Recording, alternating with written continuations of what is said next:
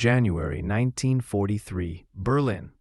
Admiral Wilhelm Canaris, head of the Abwehr, Germany's military intelligence service, sat across from Reichsmarshal Hermann Göring in the latter's opulent office at the Air Ministry.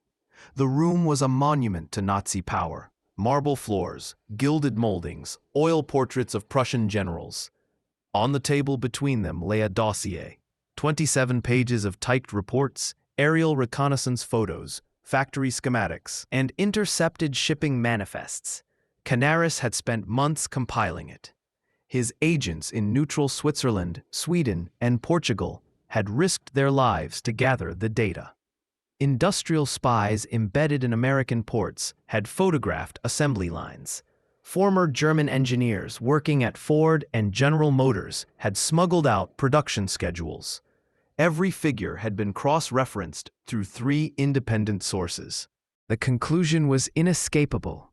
U.S. aircraft production, 50,000 units in 1942, projected to reach 125,000 in 1943. Tank output, 75,000 per year. Naval construction, 1 destroyer per week, 1 aircraft carrier per month. Steel production, 81 million tons in 1944, nearly triple Germany's 28 million. Oil reserves, effectively unlimited, versus Germany's chronic fuel shortages. Canaris laid out the implications with calm precision. If these trends continue, by 1944, the United States alone will possess more aircraft than Germany, Italy, and Japan combined. The Soviet Union, supplied by American Lend-Lease, will add thousands more. Material superiority on this scale will render German tactical skill irrelevant.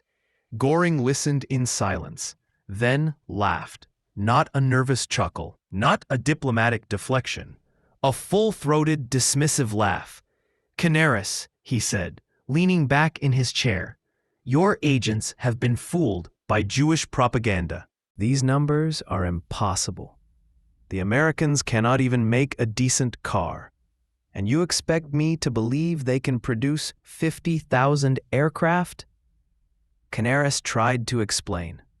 "These aren't estimates. They are actual production figures, stolen from American factories, confirmed by agents in neutral countries, corroborated by aerial reconnaissance." But Göring had already tuned out. To accept the report as true was to accept that Germany had already lost the war, and that was ideologically impossible. What Göring didn't know, and what Canaris could not say aloud, was that the numbers were conservative. By war's end, the U.S. would produce 300,000 aircraft. Germany would build 120,000. For the next 2 years, Canaris would watch his worst predictions come true, while being branded a traitor for telling the truth. The reluctant rebel, Canaris and the collapse of faith. Wilhelm Canaris was not born a dissident. Born in 1887 to a wealthy industrialist family. He joined the Imperial German Navy in 1905 and rose quickly through the ranks. During World War I, he served on cruisers and U-boats, distinguishing himself in covert operations and intelligence work. After Germany's defeat, he remained in the Navy through the chaotic Weimar years, conservative, nationalist, anti-communist. When Hitler came to power in 1933, Canaris initially supported the regime. He believed Germany needed strong leadership to recover from the humiliation of Versailles. In 1935, he was appointed head of the Abwehr, making him one of the most powerful men in the Third Reich. Under his command, the agency grew into a sophisticated intelligence network with agents across Europe, the Americas, and Asia. But something changed in Canaris around 1938.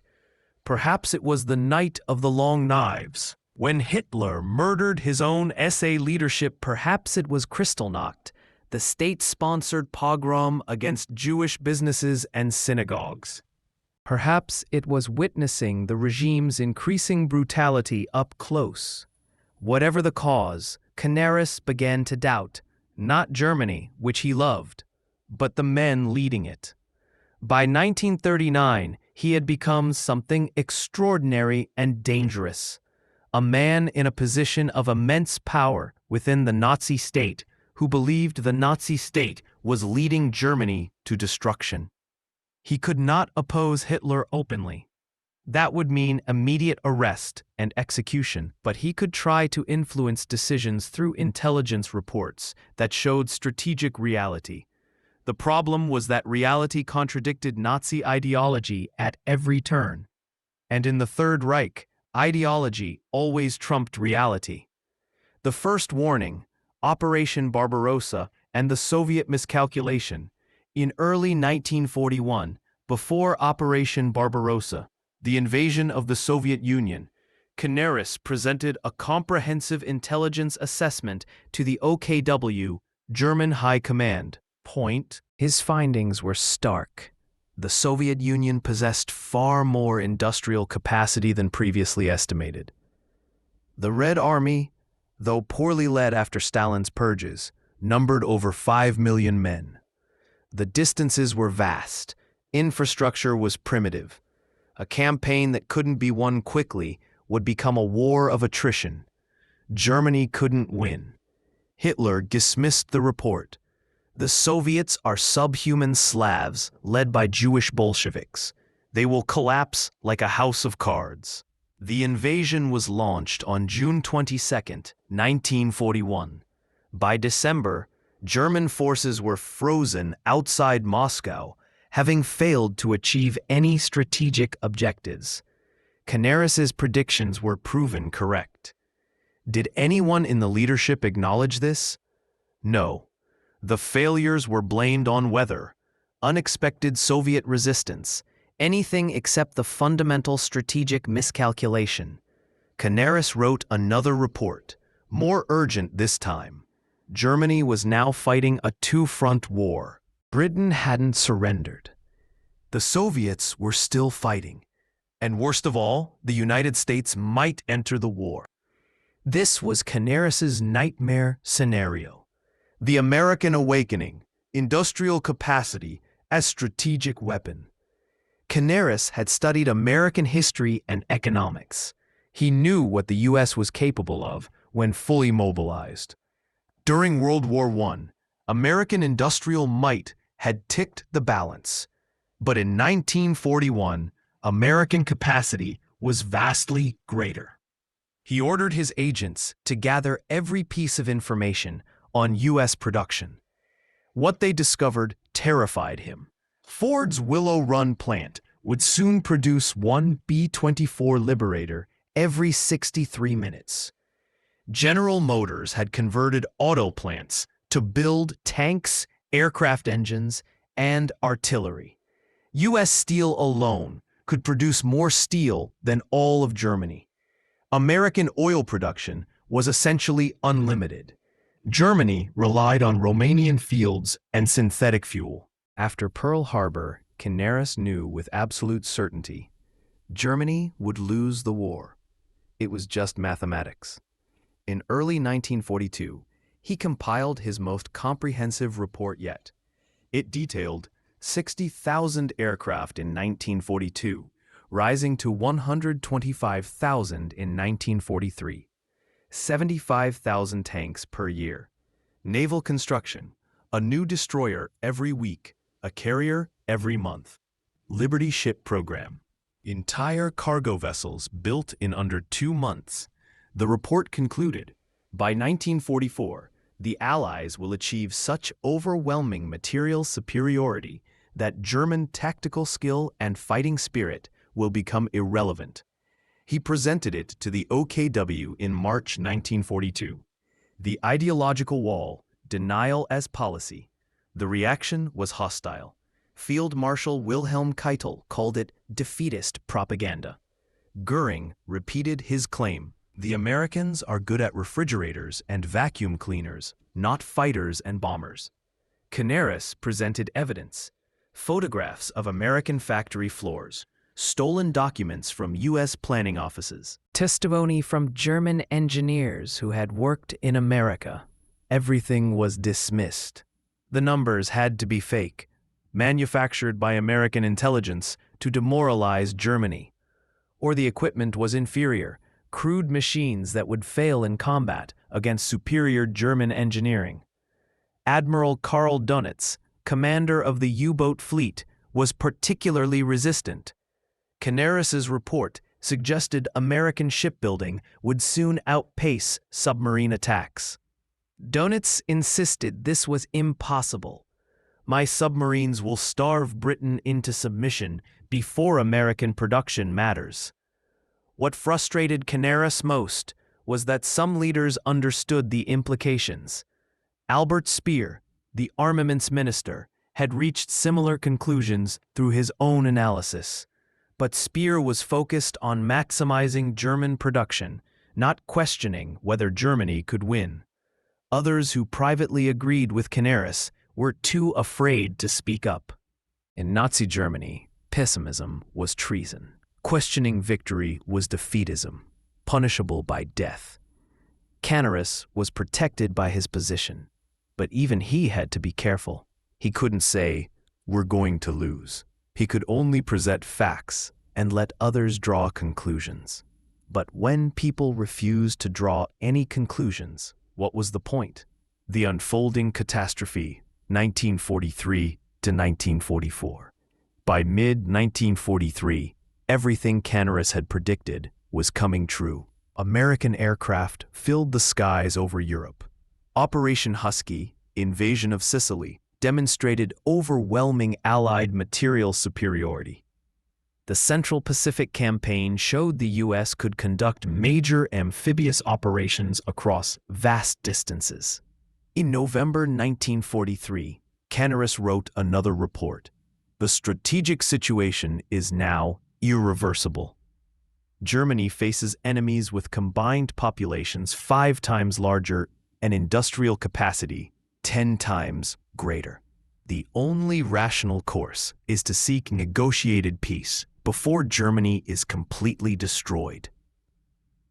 This report never reached Hitler. It was intercepted by Heinrich Himmler's SD, the Nazi Party's intelligence service, which increasingly overshadowed the Abwehr. Himmler, who had always distrusted Canaris, now had evidence of defeatism. He began building a file, looking for an excuse to remove the admiral. The tension reached a breaking point after the July 20th, 1944 assassination attempt on Hitler. Though the evidence is ambiguous, Canaris had known some of the plotters and may have protected them. Himmler seized the opportunity. In February 1945, with Germany collapsing on all fronts, Wilhelm Canaris was arrested. He was taken to Flossenbürg concentration camp. The charges were vague: defeatism, failure to prevent the July plot, possibly treason. In reality, his crime was seeing the truth and speaking it. The final accounting. Truth vindicated. The Soviet forces were approaching Berlin. American and British troops were crossing the Rhine. Hitler, in his bunker, still spoke of wonder weapons and final victory. On April 9, 1945, just weeks before Germany's surrender, Wilhelm Canaris was executed by hanging at Flossenbürg. He was 58 years old. The execution was ordered personally by Hitler, one of the Führer's last acts. Alongside him died Hans Oster, his deputy, Dietrich Bonhoeffer, the theologian, and others who had tried to stop the madness. The executioner later described Canaris as dignified and calm. He went to his death knowing he had been right about everything.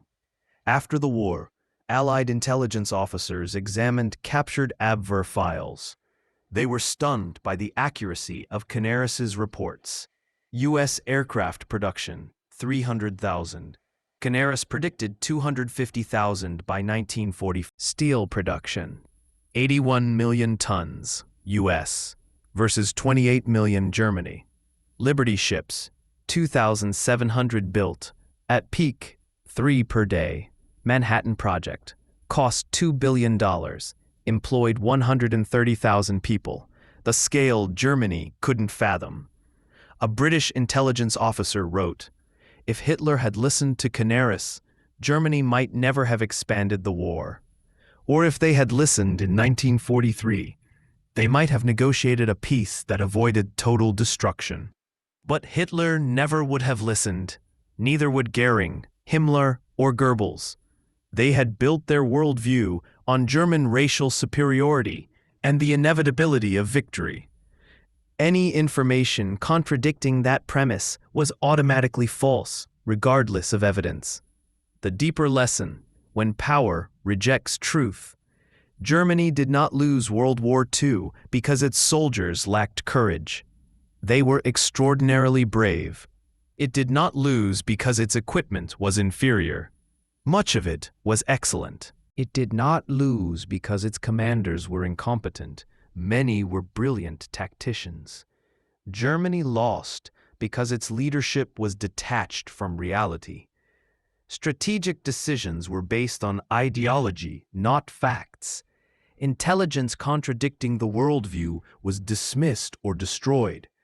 Experts who told uncomfortable truths were killed or silenced. Canaris represented the road not taken, a Germany led by rational men, willing to accept reality. His story is not just about World War II, it is a timeless warning about what happens when power becomes divorced from truth, ideology trumps evidence, leaders punish honesty and reward loyalty. Systems are designed to tell leaders what they want to hear, not what they need to know. Canaris saw everything.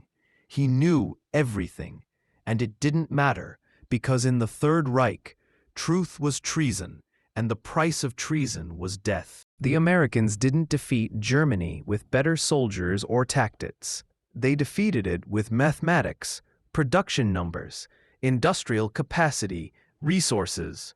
The kind of unglamorous, objective reality that can't be argued with or wished away. Canaris understood this. He tried to make his superiors understand. They refused, and millions paid the price. If this story of intelligence, denial, and tragedy resonates with you, if you believe history should honor those who speak truth to power, we invite you to subscribe. This channel is dedicated to preserving the real legacy of World War II, not as myth, but as lesson. Because Wilhelm Canaris's warnings, ignored in his lifetime, echo through history as a reminder. Reality always wins in the end. Always. The only question is how much destruction happens before people are willing to accept it.